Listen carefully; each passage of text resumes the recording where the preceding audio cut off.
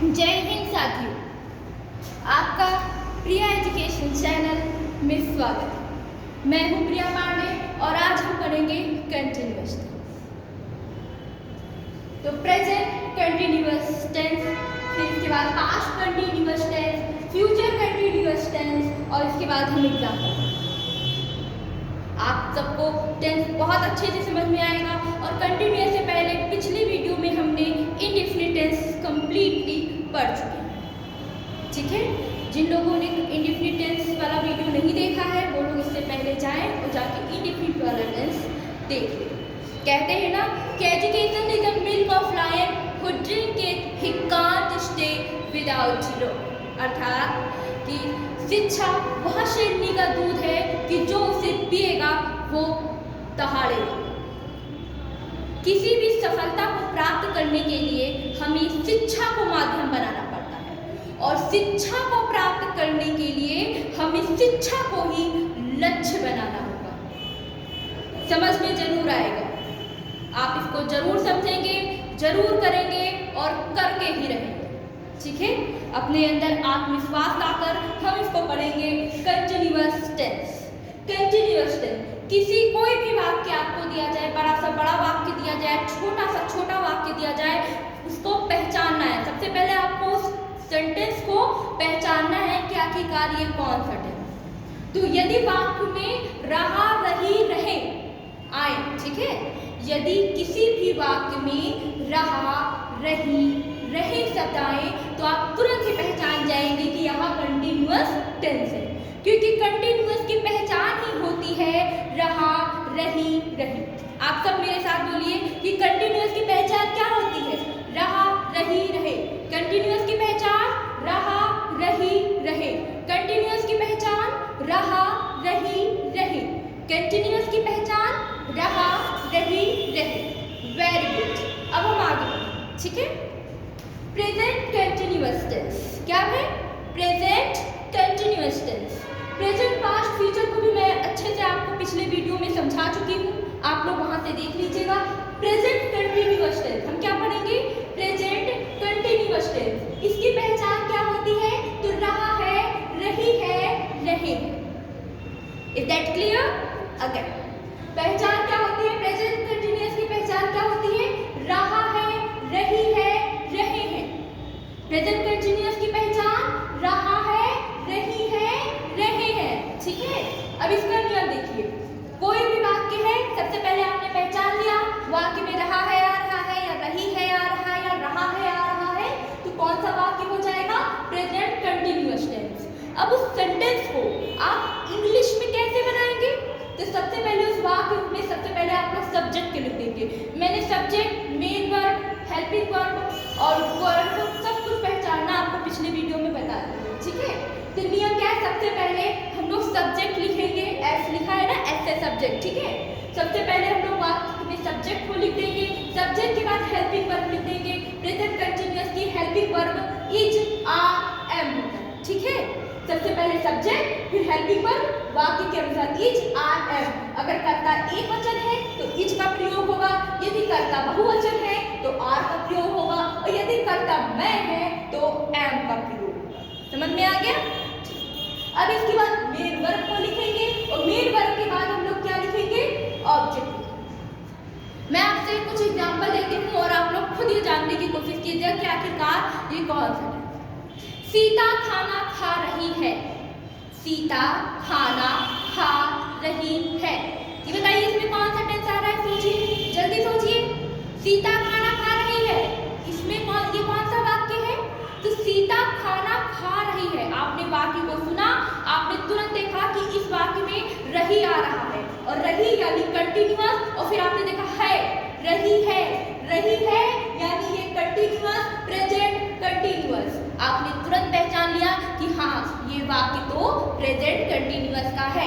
आपने जैसे ही पहचाना कि वाक्य कंटिन्यूअस का है, आपने सबसे पहले उसमें सब्जेक्ट लिखा, फिर हेल्पिंग वर्ब लिखेंगे, इसके बाद मेन वर्ब, इसके बाद ऑब्जेक्ट। सीता खाना खा रही है, मोहन किताब पढ़ रहा है, पिताजी अखबार पढ़ रहे हैं, बच्चे किताब पढ़ रहे हैं, माताजी खाना पका रही है, नौकरानी झाड़ू लगा रही है।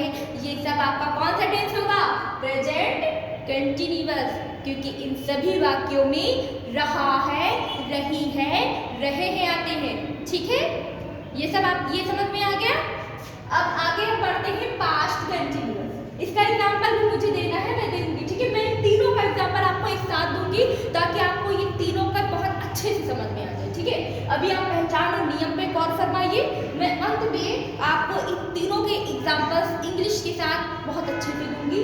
Past continuous tense, past continuous tense, past continuous की पहचान, कंटिन्यूअस यानी रहा, रही, रहे, और चूंकि ये पास्ट कंटिन्यूअस ही तो थी, थे, तो पहचान क्या है पास्ट कंटिन्यूअस की? कि रहा था, रही थी, रहे थे। फिर से पढ़ेंगे, पास्ट कंटिन्यूअस की पहचान क्या है? रहा था, रही थी, रहे थे। वेरी गुड, आप सबको समझ में आ गया ना। अब नियम, नियम क्या है? सबसे पहले क्या लिखेंगे? सब्जेक्ट लिखेंगे, सब्जेक्ट के बाद एचवी यानी हेल्पिंग वर्ब लिखेंगे, और हेल्पिंग वर्ब इसमें क्या लगेगी? वाज और वर लगेगी। ठीक है, यदि कर्ता एक वचन है तो हेल्पिंग वर्ब वाज का प्रयोग होगा, और यदि कर्ता बहुवचन है तो वर का इस्तेमाल होगा।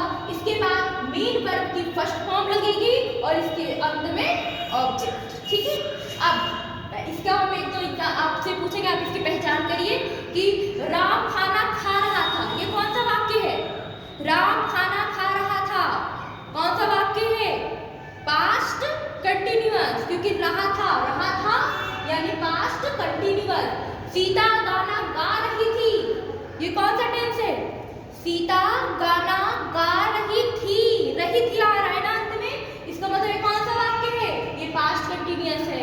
मोहन नाच रहा था, ये कौन सा वाक्य है? Past continuous. अध्यापक जी पढ़ा रहे थे, अध्यापक जी कक्षा में पढ़ा रहे थे, क्या रहा है अंत में? पढ़ा रहे थे किसमें है? Past continuous. इसका मतलब ये वाक्य कौन सा है? Past continuous. पहचान के, नौकरानी झाड़ू लगा रही थी, कौन सा वाक्य है? ये आप लोग कमेंट में हमको लिख के देंगे कि नौकरानी झाड़ू लगा रही थी, ये कौन सा वाक्य है? पहचानिए और फिर बताइए मुझे कि नौकरानी झाड़ू लगा रही थी, ये कौन सा वाक्य है? आप मुझे बताएंगे। ठीक है, फ्यूचर कंटिन्यूअस हम पढ़ेंगे, क्या पढ़ेंगे? Future continuous. Future continuous tense की पहचान क्या होती है? रहा होगा, रही होगी, रहे होंगे। क्या पहचान होती है? रहा होगा, रही होगी, रहे होंगे। एक बार फिर से आप सब दोहराइएगा कि फ्यूचर कंटिन्यूअस की पहचान क्या होती है? रहा होगा, रही होगी, रहे होंगे। क्लियर है? रहा होगा, रही होगी, रहे होंगे। ठीक, अब नियम क्या है? तो फ्यूचर कंटिन्यूअस टेंस की पहचान आप लोगों ने पढ़ लिया है। अब फ्यूचर कंटिन्यूअस का नियम देखेंगे कि फ्यूचर कंटिन्यूअस का नियम है कि सबसे पहले वाक्य में सब्जेक्ट को लिखेंगे, सबसे पहले सब्जेक्ट प्लस हेल्पिंग वर्ब, मतलब सब्जेक्ट के बाद helping verb, HV helping verb आपका विल बी और शैल बी होगी। मैंने पहले भी आपको बता चुके हैं कि आई और बी के साथ हमेशा शैल का प्रयोग होगा। आई और बी के साथ किसका प्रयोग होगा? शैल का, और बाकी सब के साथ विल का प्रयोग होगा। अर्थात जब कभी भी फ्यूचर कंटिन्यूअस में आप लोग देखेंगे कि कर्ता मैं और हम है तो आप शैल बी का प्रयोग करें। ठीक है, यदि कर्ता मैं और हम होगा तो आप शैल बी का प्रयोग करेंगे, बाकी सभी कर्ता के साथ आप विल बी का प्रयोग करेंगे। ठीक, हेल्पिंग वर्ब हो गया। अभी हेल्पिंग वर्ब के बाद आप मेन वर्ब की फर्स्ट फॉर्म लिखेंगे प्लस ऑब्जेक्ट। फिर से subject plus helping verb will be shall be plus main verb की first form plus object. Subject plus helping verb will be shall be plus main verb की first form plus object. हो गया ये। अब इसके बाद हम लोग क्या करेंगे? हमने तीनों की पहचान पढ़ लिया है, तीनों को बनाने के नियम पढ़ लिए हैं। अब हमें क्या करना है? अब हमें इन तीनों के एग्जाम्पल देखने। तो राम घर जा रहा है, आप लोग खुद बताइए कि राम घर जा रहा है कौन सा टेंस है? देखिए ध्यान से, राम घर जा रहा है, तो आप लोगों ने देखा कि अंत में क्या है? अंत में क्या है? तो किसी भी वाक्य में यदि अंत में है इसका मतलब वो प्रेजेंट है, और रहा, रही, रहे यानी कंटिन्यूअस है। और आप लोगों को यहाँ पहचान बता ही दिया गया है कि रहा है, रही है, रहे हैं, कौन सा वाक्य होगा? प्रेजेंट कंटिन्यूअस, बिल्कुल सही, एब्सोल्युटली करेक्ट। तो राम घर जा रहा है, ये आपका प्रेजेंट कंटिन्यूअस टेंस है। इस राम घर जा रहा में सबसे पहले आपको क्या लिखना है? सब्जेक्ट। सब्जेक्ट क्या है? कौन घर जा रहा है? अपने आप से प्रश्न कीजिए, कर्ता आपके सामने होगा, ठीक है। जब आपको कर्ता निकालना हो तो आप अपने आप से प्रश्न कीजिए कि कौन घर जा रहा है? कौन घर जा रहा है? तो राम घर जा रहा है, इसका मतलब कर्ता क्या होगा?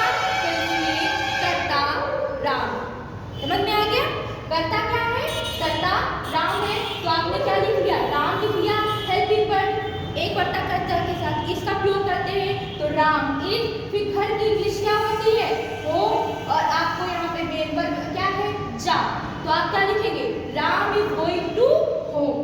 फिर राम घर जा रहा था, अंत में क्या है? रहा था, और पास्ट कंटिन्यूअस की पहचान क्या होती है? रहा था, रही थी, रहे थे, यहाँ पे रहा था, इसका मतलब ये कौन सा वाक्य है? ये पास्ट कंटिन्यूअस टेंस है।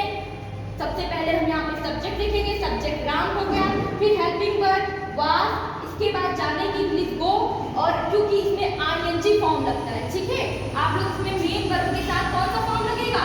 आईएनजी। मेन वर्ब के बाद क्या लगेगा? मेन वर्ब के साथ क्या लगेगा? I N G. Main verb के साथ क्या लगेगा? आई एन जी, ठीक है। मेन वर्ब के साथ क्या लगेगा? I N G. तो Ram is going to home, Ram घर जा रहा था, तो सब्जेक्ट पहले लिखे आपने राम, फिर उसके बाद हेल्पिंग वर्ब, राम एक वचन है इसलिए हेल्पिंग वर्ब आपका वाज लग गया, फिर राम जा रहा, जाने की इंग्लिश क्या होती है? गो, और फर्स्ट फॉर्म के साथ आईएनजी का फॉर्म, इसका मतलब गोइंग हो गया, तो Ram was going to home, ठीक है। वहां नाच रही होगी, वहां नाच रही होगी, मतलब एक लड़की है, और वहां की इंग्लिश जब किसी फेमिनाइन जेंडर के साथ लगाना होता है तो वहां को इंग्लिश में सी कहते हैं, तो कर्ता आपका वहां है, तो इंग्लिश हमने इसकी बनाया सी। फिर helping verb will be shall B का प्रयोग होता है, तो मैंने बताया सिर्फ आई और बी के साथ शैल बी का प्रयोग करेंगे, बाकी सबके साथ विल बी का प्रयोग करेंगे। यहाँ पे सी है इसलिए हमने विल बी का प्रयोग किया, और क्या हो गया? शी विल बी, नाचने की इंग्लिश डांस, तो क्या हो गया? Dancing. She will be dancing. Is that clear? बताइए, इज दैट क्लियर? सबके लिए क्लियर हो गया ना कि राम घर जा रहा था, राम घर जा रहा था, तो Ram was going to home. Ram घर जा रहा है, तो Ram is going to home. वहां नाच रही होगी, तो शी विल बी डांसिंग, ठीक है। एक बार इसको रिमाइंड कर लेंगे। प्रेजेंट कंटिन्यूअस की पहचान रहा है, रही है, रहे हैं। पास्ट कंटिन्यूअस की पहचान रहा था, रही थी, रहे थे। फ्यूचर कंटिन्यूअस की पहचान रहा होगा, रही होगी, रहे होंगे। इन तीनों के नियम देखेंगे, एक साथ हम तीनों के नियम पढ़ेंगे। सबसे पहले सब्जेक्ट, फिर helping verb is are am plus main verb की first form ING plus object. इसमें नियम subject plus helping verb was verb plus main verb की फर्स्ट फॉर्म आईएनजी के साथ प्लस ऑब्जेक्ट। इसमें देखेंगे subject plus helping verb will be shall be plus main verb ING वाला form, first form में ING लगा देंगे, और प्लस ऑब्जेक्ट, ठीक है। मैंने आपको subject, main verb, helping verb, object ये निकालना पिछले वीडियो में भी बताया था, आप लोग उसको अच्छे से देख लीजिएगा। चैनल को लाइक, सब्सक्राइब और कमेंट जरूर कीजिएगा, और पढ़ते रहिए और अपने दोस्तों को प्रोवाइड कीजिए ताकि वो भी अच्छे से पढ़ें, और कुछ भी अगर नहीं समझ में आता है तो आप उसको पूछिए, मैं दोबारा आपको उसको पढ़ाकर बताऊँ। कोई भी कंफ्यूजन आपके दिमाग में नहीं रहना चाहिए, आपको सब कुछ आना चाहिए, क्योंकि ये हमारा अधिकार है। शिक्षा हमें मिलेगी तभी देश भी आगे बढ़ेगा और हम भी आगे बढ़ेंगे। जय हिंद, जय भारत, और हमारे साथ बने रहिए। धन्यवाद, बहुत बहुत धन्यवाद।